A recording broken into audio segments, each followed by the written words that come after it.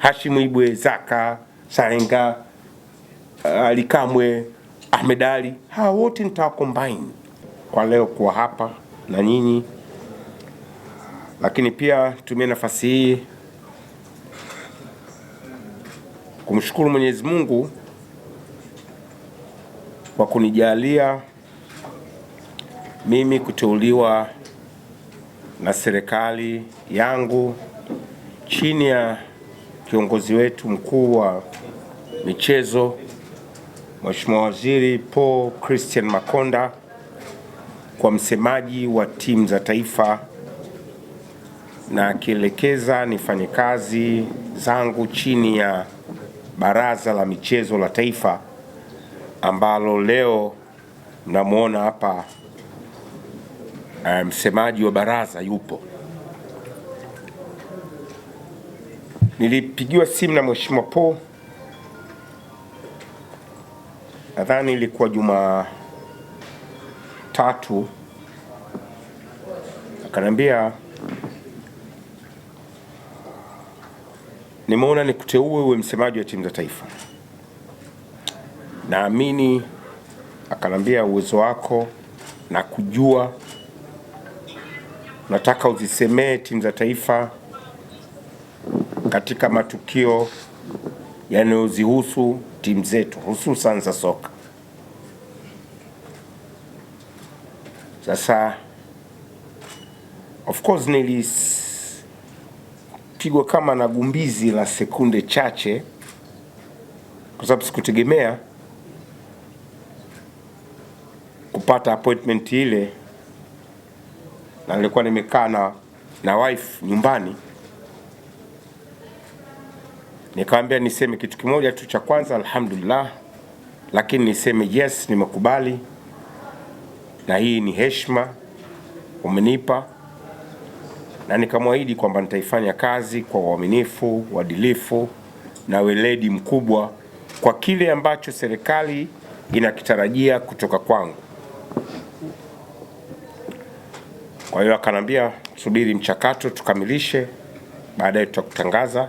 Na jana akanipigia kwamba tunakutangaza rasmi, na nikashukuru, na baraza pia limenipigia kwa maana ya katibu mkuu, nimezungumza naye, waziri wetu mdogo kwa maana naibu waziri Mheshimiwa Hamis Mwinjuma, nimezungumza naye akinitia nguvu.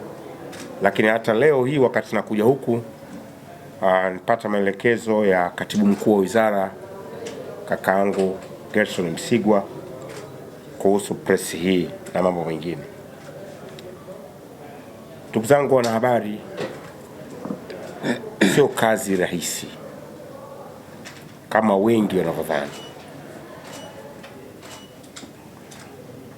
Kazi hii ni ngumu kwa sababu inahitaji utumie maarifa makubwa kurudisha au kuhuisha mapenzi ya watu kwa timu za taifa, mapenzi ya Watanzania kwa timu zao za taifa.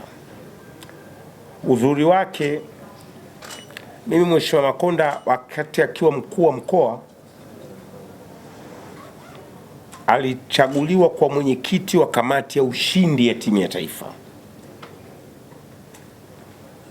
Ilikuwa na wajumbe wengi, kina Ghalib Said Mohamed, Bagoza, Mohamed Nasor, Magori, Mohamed Deuji na watu wengine, Hersi, na mimi nilikuwemo katika kamati.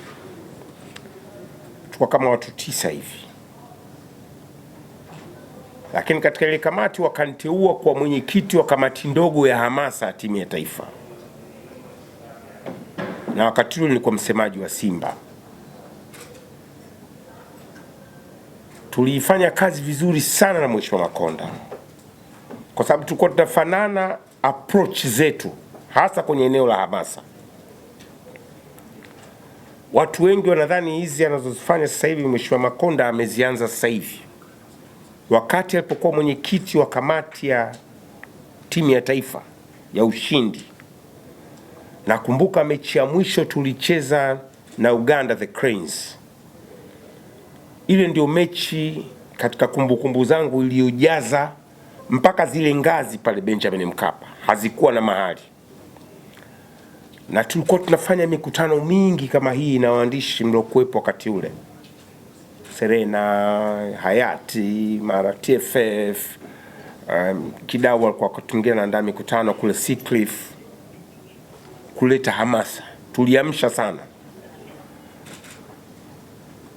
Hata wakati tunakwenda kwenye ile mechi yenyewe, tuliondokea Serena na wasanii na waigizaji na nini, mabasi kongozana, na Mheshimiwa Paul tukapanda naye kwenye basi, kaacha gari yake regional commission mpaka pale Mkapa, tukawafunga goli 3 tukafuzu, na tukashirikiana vizuri kamati ile kuhakikisha kila kitu kinakwenda vizuri kule Egypt 2019.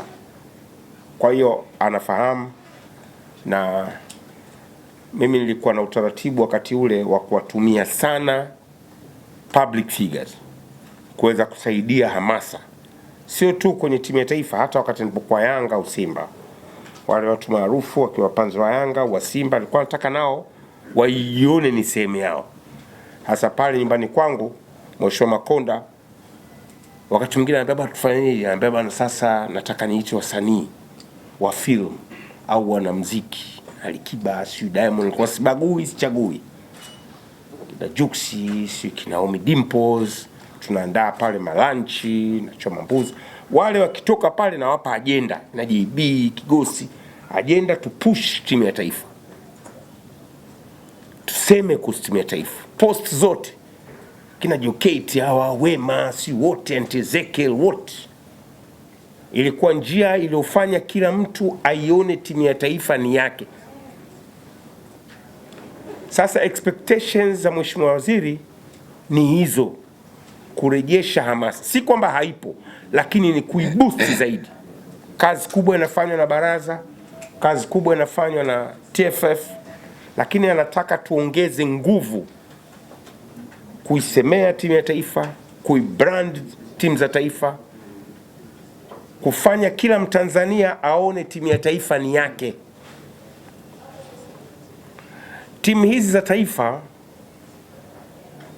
zinatuondolea tofauti za kikabila, zinatuondolea tofauti za kidini, za kikanda, za eneo tunalotoka, za rangi, za jinsia.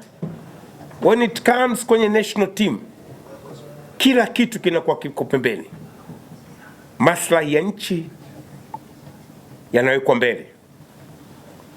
Tunaweza tukatofautiana hata kimitazamo ya kisiasa, lakini timu ya taifa ikicheza, maana yake fahari ni kwa Watanzania wote bila kujali itikadi zao, na ndicho tunachotaka kwenda kukifanya. Hata bagua mtu. Mimi napenda kushirikisha. Style yangu ya ufanyaji kazi ni kumshirikisha kila mmoja, sababu kila mmoja hapa ni Mtanzania. Kila mmoja ana nafasi yake katika kuboost timu za taifa. Kazi kubwa inafanywa na Yanga, kazi kubwa inafanywa na Simba, tutawatumia effectively maafisa habari wa pale na watu wao hamasa, sababu nao ni sehemu ya Watanzania. Lazima tushikane mkono inapokuja tu timu ya taifa, iwe Serengeti Boys, iwe under 20, iwe timu senior, iwe za wanawake, iwe yoyote ile. Nchi za wenzetu, hata majirani zetu, Uganda inapocheza the Cranes, hakuna kitu kingine, nchi inasimama inashughulikia the Cranes, hawaangalii itikadi zao za kisiasa. Mbona kuna wakati the Cranes ilikuwa inacheza, Bobby Wine mgombea urais akaungana na Waganda wenzie bila kujali mambo ya usiasa, kenda kusupport timu ya taifa. Even Kenya, even Congo. Hasa sitajisikia vizuri nikiona timu ya taifa haiwekwi mbele. Tuendelee na ushabiki wetu, kwa sababu ndio hulka zetu, lakini timu ya taifa iwe above hizi clubs. Ndio wenzetu wafanya. Egypt kuna upinzani mkubwa wa clubs kuliko Tanzania. Zamalek wakicheza na Ahly ni kitu kingine. Even Morocco, Raja wakicheza na Wydad ni kitu kingine. Lakini when it comes kwenye national team, kila mtu anasahau Wydad wake, Zamalek wake, Ahly wake, anashughulikia timu yake ya taifa au timu zake za taifa. Na ndicho alichonielekeza Mheshimiwa Waziri, kubrand timu za taifa. Sina njia nyingine yoyote ya kufanikisha matarajio ya serikali bila support yenu. Sina. Siwezi kutoboa. Bila nyinyi sitoboi. Nitafanya media tour. Nitakwenda kila kituo cha habari, iwe online, iwe TV ya kawaida, iwe radio, iwe magazeti, kuhakikisha timu ya taifa inatajwa tu. Kwanza tuzitaje. Tunakwenda kuandaa AFCON.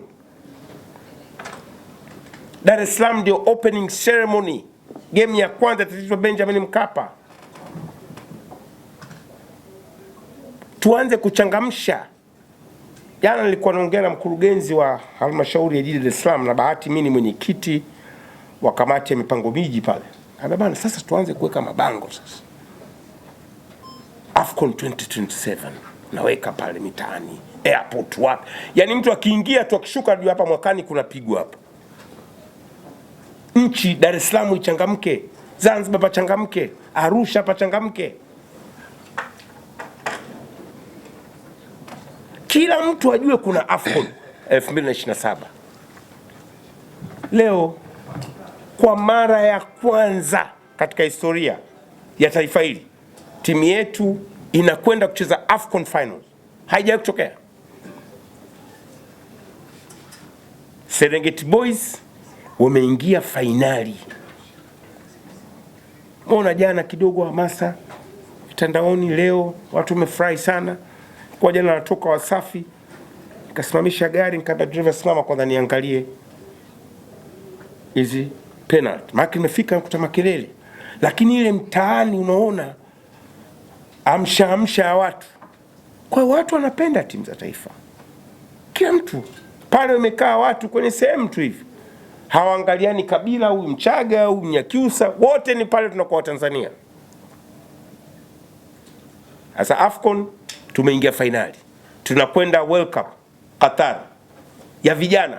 Sio kitu cha rahisi, yani msichukulie hichi kitu ni cha kawaida. Hata majirani zetu wanastuka. Kuna investment imefanywa kwenye mpira kubwa.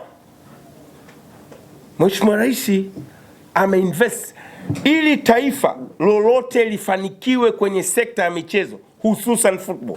Lazima, hasa ya Kiafrika, lazima kuwe na mkono mkubwa wa serikali. Jenge viwanja, infrastructure, iandae tournament makubwa kama ya AFCON, ipeleke team, igharamie gharama za mishahara ya technicians.